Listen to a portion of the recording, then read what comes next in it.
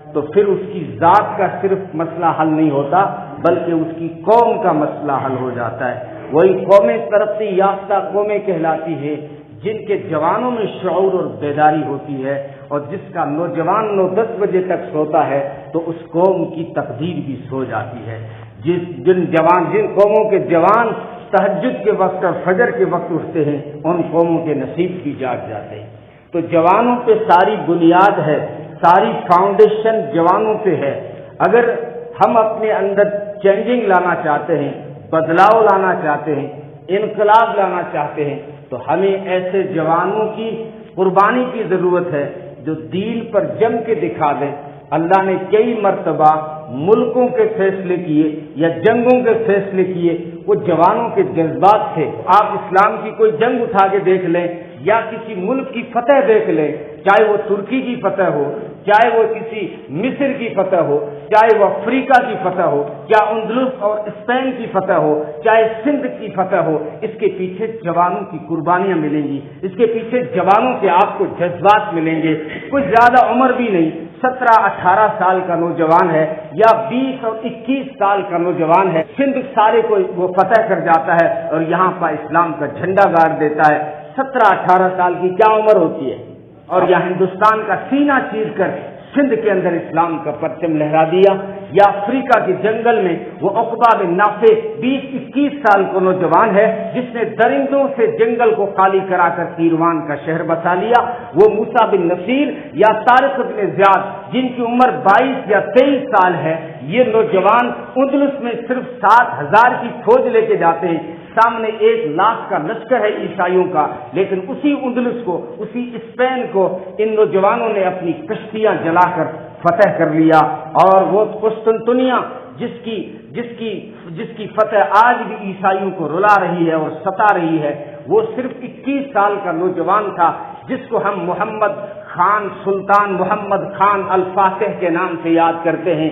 وہاں پہ طارق بن زیاد نے تو کشتیاں جلا کر اسپین کو فتح کیا تھا، اور محمد خان فاتح نے کشتیوں کو خشکیوں میں چلا کے قسطنطنیہ کو، جس کو آج استنبول کہتے ہیں، اس کا اصل نام فاتح نے اسلام بول رکھا تھا، اس کا نام قسطنطنیہ تھا، اس کا نام اسلام بول رکھا، جس کو آج جو ہے استنبول کہا جاتا ہے.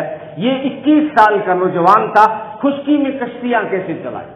کشتی تو پانی میں چلتی ہے، لیکن محمد خان نے لکڑی کے پاٹے بچھائے اور اس کے اوپر چربی ڈالی، ان چربیوں کے اوپر پھسلا کر کشتیوں کو چلایا، کیونکہ کئی دنوں سے دیواروں میں سوراخ کیا، کام نہیں چل رہا تھا. کشتیوں کو اندر لے جانے کی کوشش کی، کام نہیں چل رہا تھا.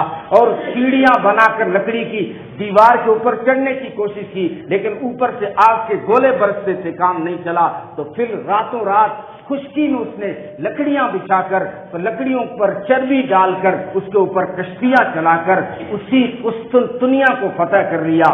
آج بھی وہ ترکی میں وہ شہر ہے.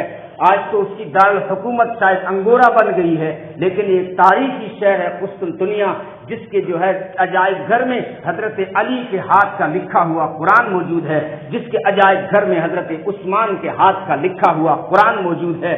یہ استنبول تھا. تو آپ کوئی بھی اسلامی تاریخ اٹھا کے دیکھ لیں، چاہے کسی ملک کی اٹھا لیں، چاہے جو ہے کسی جنگ کی اٹھا لیں، بدر سے احد کی طرف آئیں، وہاں بھی آپ کو جوانوں کے جذبات نظر آئیں گے. نبی پاک صلی اللہ علیہ وسلم جماعت کا معائنہ کر رہے ہیں اور ان مجاہدین کا معاوضہ کر رہے ہیں، اور چھوٹے چھوٹے لڑکوں کو واپس بھیج رہے ہیں. تو وہاں لڑکوں کو جب واپس بھیجا تو ایک لڑکا جس کا نام رافع بن خدیج ہے، وہ اپنے پنجوں کے بل کھڑا ہو جاتا ہے تاکہ میں لمبا نظر آؤں اور مجھے اجازت مل جائے. نوجوان پنجوں کے بل کھڑا ہو گیا. اللہ کے رسول نے اس کو اجازت دے دی. جب اس کو اجازت دی تو اس کے دوست کو اچھا نہیں لگا، جس کا نام تھا سمرہ بن جندب. سمرہ بن جندب نے دیکھا کہ میرے دوست کو تو اجازت مل گئی، مجھے اللہ کے راستے میں جانے کی اجازت نہیں ملی. تو وہ جا کے اپنے باپ جندب کو جا کے شکایت کرتا ہے کہ اللہ کے رسول نے جو ہے رافع کو اجازت دے دی، مجھے اجازت کیوں نہیں دی؟ آپ اللہ کے رسول سے کہیں نا کہ ہم دونوں دوستوں کی کشتی کرائیں، جو کشتی میں جس کو پچھاڑ دے اس کو اجازت ملنی چاہیے. اب یہاں پر جو کشتی ہوئی یہ باقاعدہ کشتی ہوئی، یہاں پر باقاعدہ سمرہ بن جندب نے رافع بن خدیج کو پچھاڑا، تو اللہ کے رسول نے ان کو بھی اجازت دے دی. یہ جوانوں کے جذبات تھے اور جوانوں نے اپنے شوق قربان کیے. یہ جوانے جو اللے پللے کی جوانی کہا جس کو زندگانی کہی جاتی ہے، آج کا ہمارا نوجوان جس کو موبائل پہ خرچ کر رہا ہے، جس کو جو ہے لڈے میں اور جو ہے پب جی میں اور غلط مووی دیکھنے میں کھپا رہا ہے. اقبال نے کہا تھا تو شاہین ہے تیرا کام ہے پرواز کرنا. تو شاہین ہے نہیں تیرا نشے من قصر سلطانی کے گنبد پر. تو شاہین ہے بسیرا کر پہاڑوں کی چٹانوں پر. تو گدھ نہیں ہے جو گندگی پہ بیٹھے، تو گدھ نہیں ہے جو گندگی پہ بیٹھے. تو شاہین ہے ہمیشہ چٹانوں پہ اپنی زندگی گزارتا ہے.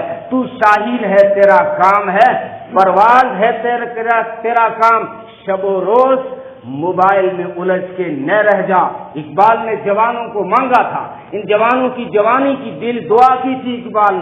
اقبال نے کہا تھا یا رب میرے عشق مجھے عشق کے پر لگا کر اڑا، مجھے عشق کے پر لگا کر اڑا. میری خاک کو جگنو بنا کر اڑا. جگر سے وہ تیر پار کر تمنا کو سینوں میں بیدار کر. اور خرد کی غلامی سے آزاد کر جوانوں کو پیروں کا استاد کر. جوانوں کو پیروں کا بھی استاد کر. یہ اقبال نے جوانی اسی لیے مانگی تھی. اقبال جانتا ہے کہ قوم کی تقدیر اسی وقت جاگے گی، قوم کا نصیبہ اسی وقت جاگے گا جب اس کا نوجوان دین پہ استقامت دکھائے گا، اپنی گندی زندگی سے توبہ ہو کر پاکیزہ زندگی کی طرف آئے گا اور اپنے دین سے وابستگی اختیار کرے گا اور اپنے رب سے تعلق بنائے گا. جب اس طرح کے نوجوان جو اپنی شوق کو جنہوں نے قربان کر دیا اور اپنی خواہشات کو دبا دیا، یہی حدیث پڑھی تھی لا یؤمن احدکم حتی یکون ہواہ تبعا لما جئت بہ. تم اس وقت تک مومن نہیں ہو سکتے جب تک کہ تمہاری خواہشیں میرے دین کے تابع نہ ہو جائیں. جوانوں نے اپنی خواہشوں کو دین کے لیے وقف کر دیا. وہ ہسٹری پڑھنے والے بچوں، وہ بیگ پکڑ کر بیگ لٹکا کر اسکول میں جانے والے میرے نوجوانوں، تم نے اپنی تاریخ پڑھی ہوگی، تم نے اپنی ہسٹری پڑھی ہوگی. اگر وہ زیادہ تم نے ارطغرل ڈرامہ دیکھا ہوگا تو مسلمانوں کی قربانیاں تمہارے سامنے اجاگر کس طرح ہو کے آ رہی ہیں کہ ایسے ہی ترکی میں اسلام نافذ نہیں ہو گیا تھا. ایسے نوجوان آئے تھے جنہوں نے اپنی دلہنیوں کو قربان کیا تھا. وہ انور پاشا کا خط آپ نے شاید پڑھا ہو جو ہندوستان کے اخباروں میں بھی چھپا تھا اور ترکی کے اخباروں میں چھپا تھا. وہ ایک شہادت سے ایک دن پہلے بیوی کا خط آ گیا اور خط کا جواب لکھ رہا ہے یہ انور پاشا، جس کا جواب ترکی کے اخباروں میں چھپا اور جو ہے 1923 میں ہندوستان کے اخباروں میں بھی چھپا. وہ کیا ایسا خط تھا کہ وہ دنیا کے اخباروں میں جگہ پکڑ گیا. اس نے انور پاشا نے جو اپنی نئی دلہنیاں کو جو خط لکھا تھا اور لکھا تھا کہا او میری رفیق حیات، تو نے جو خط لکھا ہے وہ اس وقت میرے سینے سے لگا ہوا ہے. اس وقت میں تیری صورت تو نہیں دیکھ سکتا لیکن ان سطروں میں تیری انگلیوں کی حرکتوں کو دیکھ رہا ہوں. جو انگلیاں کبھی میرے بالوں سے کھیلا کرتی تھی اور کبھی کبھی میں اپنے خیمے کے دھندلکوں سے مجھے تیری صورت بھی نظر آ جاتی ہے. ہائے تو نے لکھا ہے میری رفیق حیات کہ میں تجھے بھول گیا. ارے میری رفیق حیات، میں نے تجھ سے علاوہ تیرے علاوہ دنیا میں کسی سے پیار ہی نہیں کیا، کسی سے محبت ہی نہیں کی. میں پھر بھی تجھ سے جدا کیوں ہوں؟ میں اس لیے جدا نہیں ہوں کہ مجھے مال و دولت کی حرص ہے یا تخت شاہی کی خواہش ہے، بلکہ میں دین کے لیے، دین کی بقا کے لیے، دین کو نافذ کرنے کے لیے اس جدائی کو میں نے برداشت کیا ہے.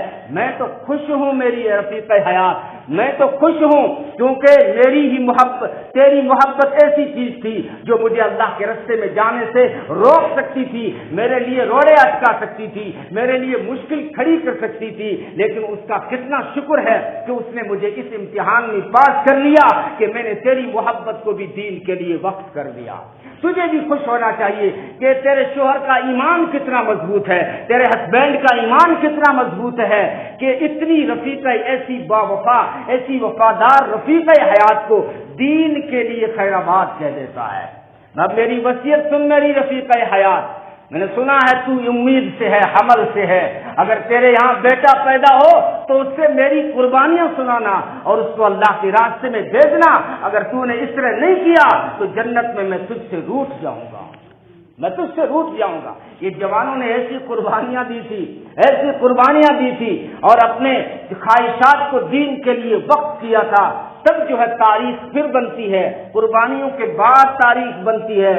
کہتے ہیں اسلام زندہ ہوتا ہے ہر کربلا کے بعد، اسلام زندہ ہوتا ہے ہر کربلا کے بعد۔